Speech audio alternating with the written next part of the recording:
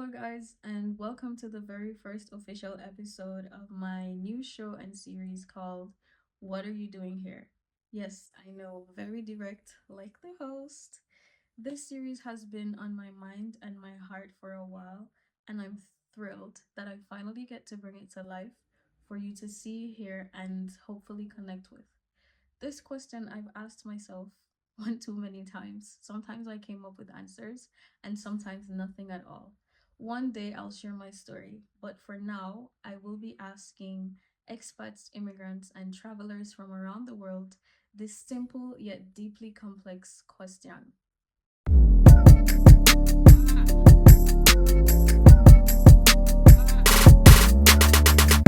Yes, we are live. Hey guys! Oh my god, we are so nervous. Yeah. It's the first episode of my show. What are you doing here? I didn't know I was the first. Yeah. Oh, I feel special. I Very feel special. special. It's the first episode, and I have my esteemed guest, Mr. Dorset. His students call him Mr. Dorset. Yes.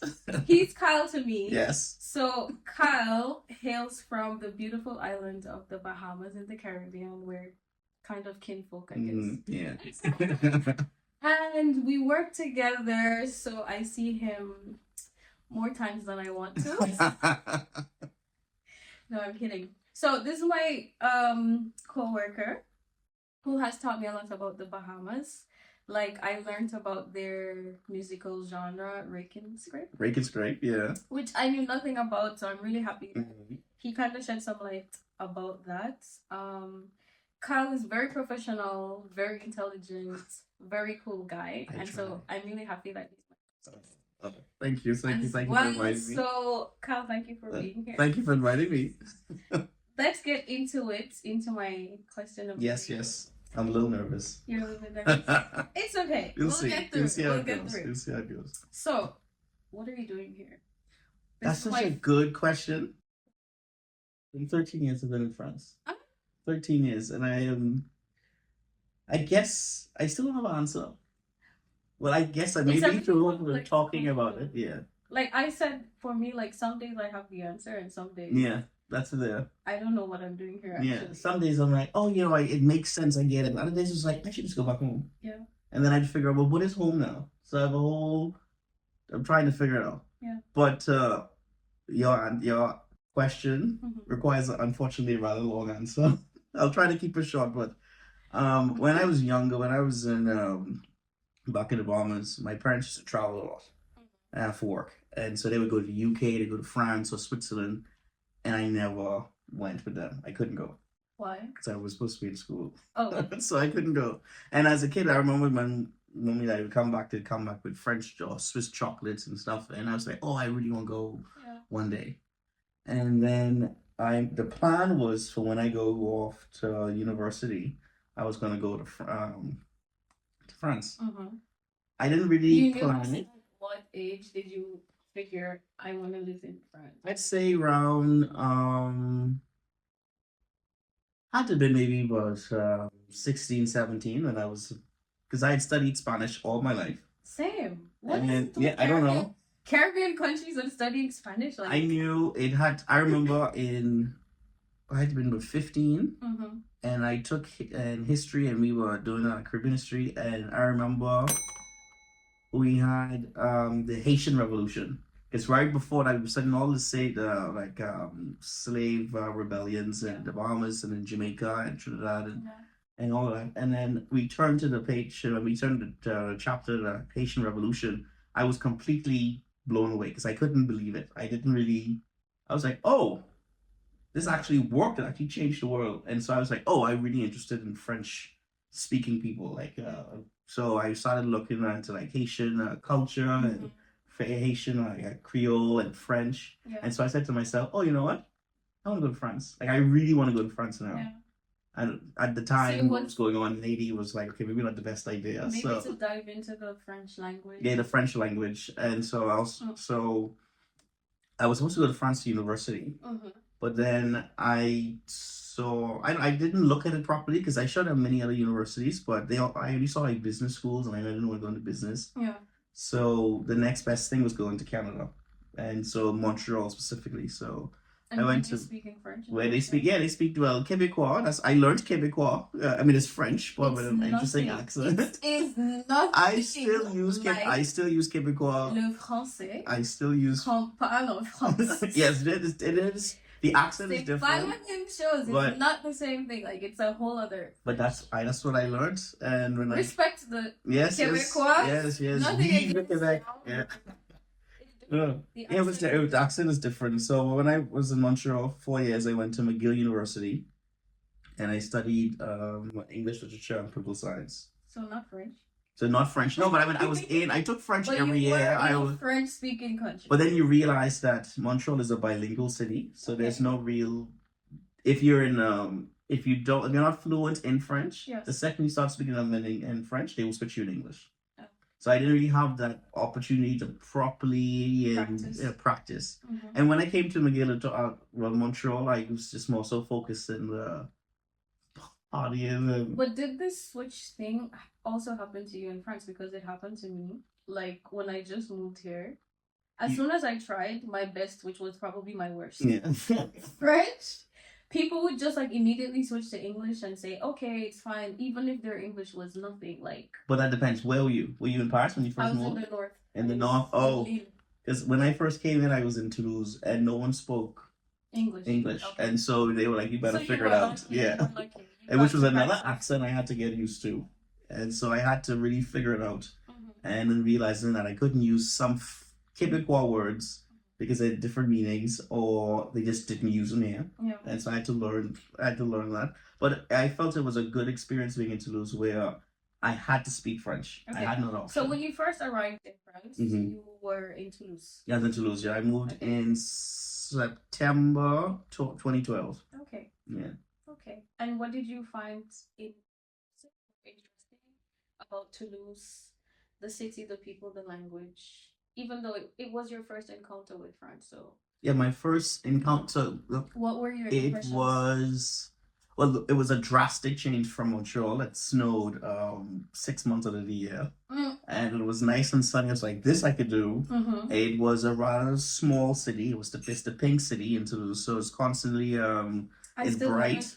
You have to visit. Yeah. You have to visit. But I'm forgetting On one. my French bucket list. Yeah, I'm forgetting one major point. One of the also reasons is one of my best friends who I met in Montreal is French.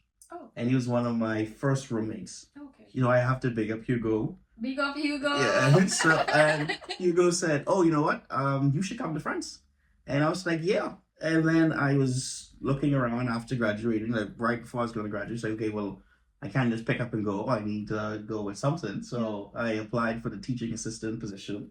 Simple. And I got yeah. And so and through the embassy in Jamaica, because at the time that's where the Bahamian embassy for Jamaica and France was. Oh. In the same embassy, so I had to send all my Good documents to times, Jamaica. because we don't have the embassy. Yeah, I heard it moved and somewhere. Well, we have to, for long stay visas, we have to like send our passports to Washington D.C. Okay. in the U.S. Or one time I ended up in Panama. Oh yeah, to that's the what I embassy said. in Yeah. Panama just to get a French visa. So it has become quite complicated. Okay. For Jamaicans. For short stay visas, though, we have the Spanish embassy in Jamaica. Okay, that works. Not too bad. Yeah. The program has been interrupted to remind you to subscribe to the channel. Have you done it? Okay, now back to the show. Okay, so we talked about your first impressions. You went to Toulouse, which was great. Yeah. Happy for you, because I was suffering in the north of France. Oh yeah, it was sunny. I had the best Lucky food. guy. Yeah. Oh my God. Yeah. I so want to visit Toulouse. You have to visit. Pink City. That's great. And I want to ask you about your expectations about your life in France, what you thought it would have been, and versus the reality. Yeah, I thought I was just going to come to France and just automatically get it. Yeah. I would just like la vie est belle. Yeah, la vie est belle. I would just walk in, and then because this go-getter mentality, you just walk in, and then you just get whatever you want. Yeah. And that is not France. Yeah. France is very particular. There are certain rules in place that are not written anywhere. No. You can't find it anywhere, but you just have to figure it out. No handbook. No handbook. And so Nobody you knows. have. And even if they know, They're not going to tell you. C'est je ne sais pas, c'est je ne sais pas vie. Yeah. So a lot of it is just you having to figure out what it is that you don't know. And so it's a lot of trial and error. And it's quite a humbling experience to come to another country that does not speak, but you do not speak the language. And you kind of have to function. So that means a lot of my firsts as an adult were in French. Yeah. And in France. Yeah. So that's beautiful. Yeah, that's great. In a way. Yeah. So certain things I did like a beautiful nightmare. Yeah, it was I had a lot. I had to grow up very quickly. There's certain things that's being able to, for example, there's an issue with if the water's off in my apartment. Yeah. I have to figure it out, but I need to be able to call the people, be able to explain what the issue is. And so a lot of the times when I wanted just to do something, it wasn't urgent. I had to stop what I was doing, sit down. Okay, what am I going to say? Write it. All those different things. Going to having a toothache, having to go to the dentist. I need to be in pain. And you need dentist vocabulary. Yes, you need to figure out. You need a technician vocabulary. Yes. Dentist vocabulary. Everything. Because you can't just say machin, or truc, or chose. You have to actually be very specific what it is you want. Yeah. And people they're trying to go through their day. So no one is thinking, oh, I'm just going to go and teach this person. I'll wait for this person. They're not as I'm being very careful with my words. Yeah. But because it could be a stereotype, but it could also be factual. That especially Parisians, I don't know if in Toulouse people were more helpful in a way, more caring, like they could stop and take like 5 minutes out of their day to explain something to you, to help you to find your way if you were lost, for example. But in Paris, no. It's almost like a dog kind of city. I'm glad I started in the south. Yeah. Because I went from Toulouse, Marseille, and Montpellier. I'm glad I started in the south first, then came to Paris, because I would say I had people out of the blue, like I would say random angels. Yeah. Just who would, when I thought, okay, yeah, this isn't really working out. This is too much. They just pop out of nowhere and they would share a word or they would sit down and help. Like I've had friends out of the blue, people I just met, randomly be like, oh, I'll help you with this, or I'll come with you to do this so you could resolve certain issues, or I'll be on the phone so when you don't, and if you don't understand what's going on, I'll translate so you can continue. God bless their hearts. Yeah, honestly, amazing people. I could go down the list. They're really genuine people, just popped out of nowhere. And a lot of it too is you have to be humble, because France will humble you. No, very. And you have to get up and want to try again. Very. They will laugh at you when you make a mistake. Will humble you. Yes. And they make it their life duty. Yes. To make you almost feel like you're nothing and you know nothing. Yeah. Okay. And so you have to sit with that feeling, because you're like, I'm smart. I can express myself well in this was in English. French, can't I? Yeah. Like here I am trying. Yeah. And then I go and get upset sometimes. Like, I'm doing you guys a favor. I don't have to learn another language. But then it's like, that is ego. And I'm in France. I wanted to experience French culture, live a French life. So I want to make sure that I do it with respect. Yeah. And also learn that, this is a learning experience. So it's been, I think, for all of us as like expats, it's just days of like swallowing your pride. Oh yeah, definitely. Going home, having a really good cry, and then just deciding that tomorrow will probably be worse, or it might be a better day. But in any case, you would have learned some French, whether you liked it or not. And so I'm going to just say progress is progress. Yes, it is progress. I remember, when you have to sit down and swallow. I had an incident when I lived in Aix-en-Provence for a short while with a landlady who I felt completely took advantage of my limited French. And I said to myself, okay, this is the dangers of not taking this seriously. So I enrolled in French classes, because going to a pub or going to a party with friends, that French is... Say street French. Yeah, street French. It's rather it's rather simple. I mean, it's French. It's simple. You're not asking for a lot. It's not really complex conversations. Une bière, merci. Merci, and then that's it. Yeah, And then after but when you need to deal with like rather serious issues, and if you feel like you're being taken advantage of, then you realize I'm only being taken advantage of because of my French. Okay, I think things need to get serious now. Yeah. So I enrolled in French classes. I made it my effort to keep in contact with my French speaking friends. And I would say, invite me out. And sometimes I would understand maybe 20% was going on, and then actually move on to like 30%, and you would see progress. Your French has improved. Oh, thank you. Thank you. I've been so much. Like hardly mistake. It's hardly an accent. I'm trying. And it's just like you've been reborn. I don't know what happened. I think it was there was a click. Thank you. Like I remember because I did my master's here, and I remember the first day I went into, it was an 8:30 class, and it was this ed tech class and the professor, I can't remember his name, but he came in and just started rambling. Yeah. And it was just, he was mumbling too. He parled dans sa barbe. It was really kind of confusing. And I remember saying to myself, almost like he didn't want you to hear. I was like, oh my God. I have to say that I think you guys should know that studying in France, whatever a bachelor or master's degree in French is not for the weak. No, it's not. It is not for the weak. Not at all. Okay? All right. That's all I have to say. Not at all. It is discipline. So I did, and I was 2 years. I mean, there were times I would come home, I'd be so exhausted, but I needed to read the notes that I took in class, tried to make sense of what I wrote. Did you find that your mental health was affected by the course of study, like the fact that it was in French and it was like a higher level degree? I felt it was. I felt pressure. I felt a lot of pressure to perform because I decided to do this. I decided to study in French. Yeah. I knew that it would help me. No, I enjoyed it. I must say, I enjoyed my 2-year experience at the Masters of Education. Yeah, I was just like, I could have gone the easy route. Oh, that's the thing. Their degrees in English. Why did I do this to myself? Yeah, that's the thing. But then I realized, like, okay, if I really wanted to properly integrate, I would be in French every day. I would have French group projects. I would have to interact with people only in French. I would have to then meeting new people, hanging out with them, presenting in French, writing. I could write 2 memoirs for M1 and M2 in French. This was before ChatGPT. This is before This is before Google Translate being actually worth anything of substance. I mean, it's still.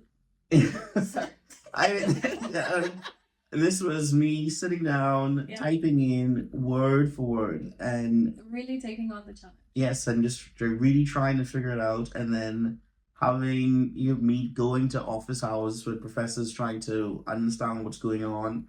It was a lot. Yeah. But I'm glad to say that I got through with it. Yeah. Bravo. Thank you. It was hard. I know. It was hard.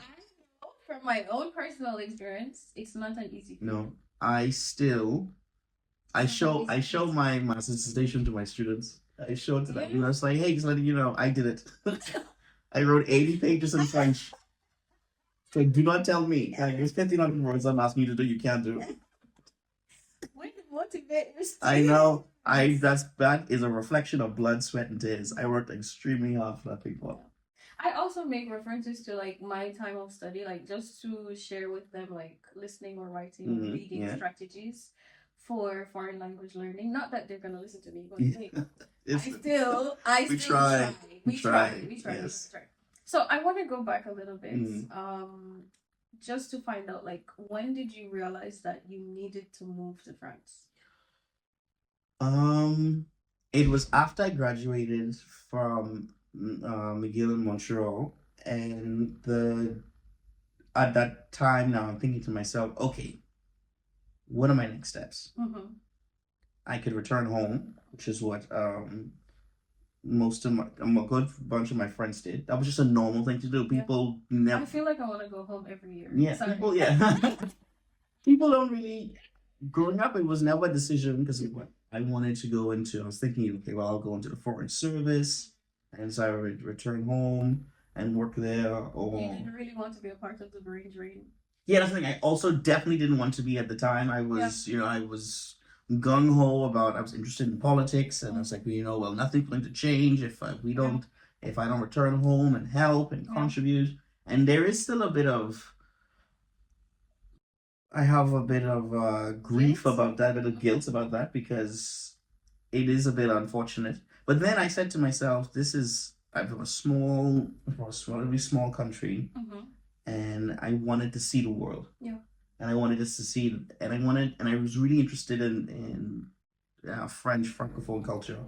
And I said these are opportunities that were well open, they're possible, and why not? Why not? And why not? So I think it was this desire to really travel to see the world and to try to figure out who I was outside of the comfort of the comfort of the comfort. Because I grew up relatively. Comfort was what I was used to, 100% used to, and being far away. The beach. I just want to technically say, everybody lives by the beach. Not capping, okay? Everybody lives by the beach. My country, my island is small. Everybody lives by the beach. But there's this having no real contacts. I had to do everything on my own. I had to job hunting. I had to send so many CVs. I had to correct so many CVs. I would have friends look at CVs and I'd practice job interviews. And most of my jobs were in French, primarily in French. So it was a lot of practice. Yeah. It's not easy. Yeah. And I think it's safe to say that you really became a man in France. That's it there. That's it there. I became an adult. I became a man in France. And there is I don't want to brag about it, but it's something I'm quite proud. I'm quite proud. It's a safe space. I'm quite proud of it because it was not easy. It was not easy having to do everything by yourself in another language. And not just in another language, but they do things differently. Not only. Yeah, they do things differently here. And their approach to life is different. And so I kind of I guess, an existential crisis trying to figure out, okay, well, how do I marry these two worlds? How do I... Is this what I really want? Is this really what I really want? And so you have a lot of those sometimes late night conversations with yourself. Cries for help. Trying to figure out, okay, well, what's the next step? But it was good. Overall, I look back at it, it's 13 years. I'm glad I stayed. I'm glad I, made it this far. Yeah, I wouldn't change it. I wouldn't change it. Okay. Did you have a memorable first experience in France? Like a good one? A memorable first experience. The French food. I will say, I mean, it's nothing like Bahamian food or Caribbean food. No. But I really, really like French food. Yeah. I remember the first time I had a cassoulet, which is, for Bahamians, I would say it's almost like a French version of pea soup and dumpling, but with duck. And I remember saying, "Oh, I could do this every day." The problem is, it was heavy, but it was good, and I just enjoying the food, or just meeting. Another one related to France would be about making friends and being around friends and then having conversations about life in French. Yeah. And realizing that I understood at least up to 80% and above. You realized you were really bilingual. I'm like, are there even certain things that there's certain mannerisms, like a certain manner, like that is such a French thing to do, and then you realize it's like, oh wow, I just did that, and then you don't even realize that you weren't trying to do it just because you've been around French people. Just been properly integrated. Yeah, that's it. Yeah. Assimilated into the French society, which was not easy.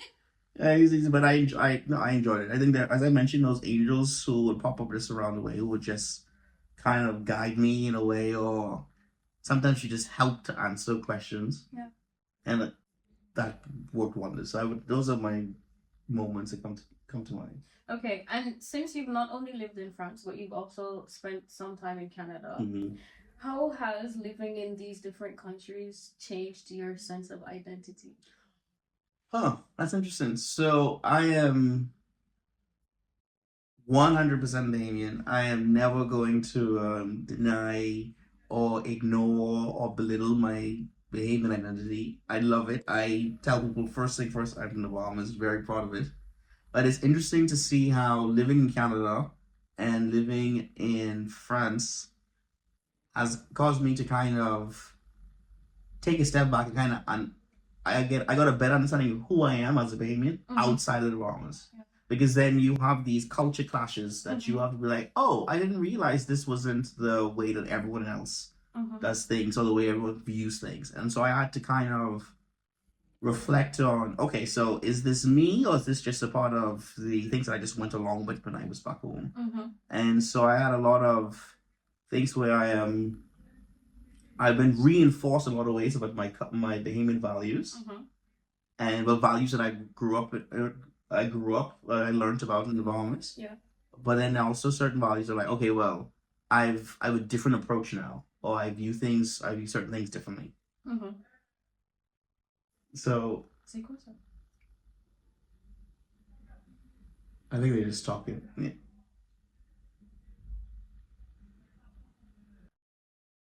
No, they were on. You're arguing. Yeah.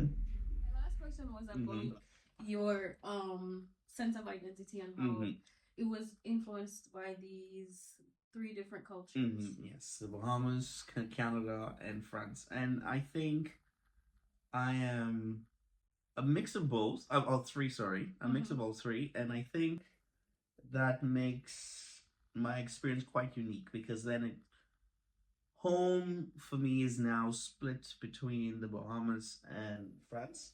And it's kind of hard. Like that was going to be my next question. Oh, because I love yeah. Go ahead. My dream would be that France and the Bahamas could somehow merge, and I could have some country where Bahamas. Yeah, that would work. Something like that where I could, because there are things like I built a life here. Yeah. That I'm quite proud of. I mean, I have family, I have friends who turned into family. I have godchildren here who I dote on and want to see, and then even and then to be somehow, even if it is closer, 'cause it's still far, and the price is getting more and more expensive. The distance?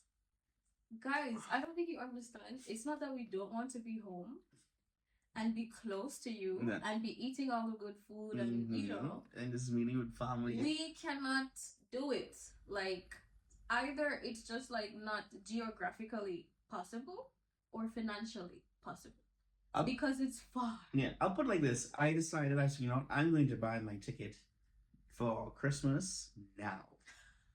And I looked and I went on Skyscanner and yes, and I went on Skyscanner and the tickets were already Christmas price? 1,600 euros, which is crazy to me. So something clearly has gone wrong because I thought you buy the tickets in advance.